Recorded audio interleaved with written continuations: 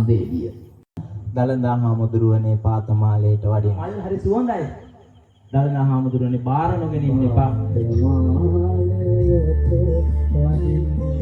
අම්මාවරු විතරක් නෙවෙයි ලෝකෙ මතු. ඒකට මෙයා භාවිතා කරන සොරබරල. ඒ සොරබරල කියලා කියද්දී ගැඹුරු මේ කවිය අහන ශ්‍රාවකෙන්.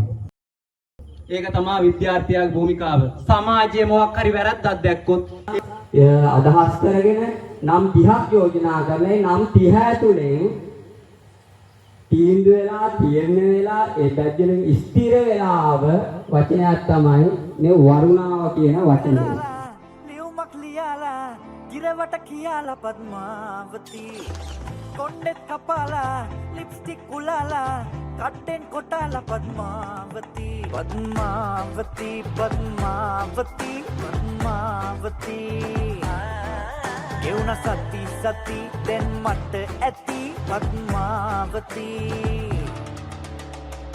මතක් නඩාකන් ඔබ ජීවත් වේවා දෙවි මනුසත් උද්‍යානයේ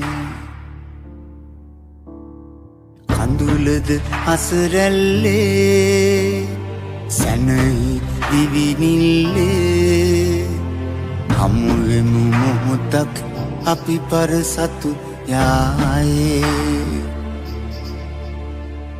හමුවෙමු මොහොතක් අපි පරසතු යායේ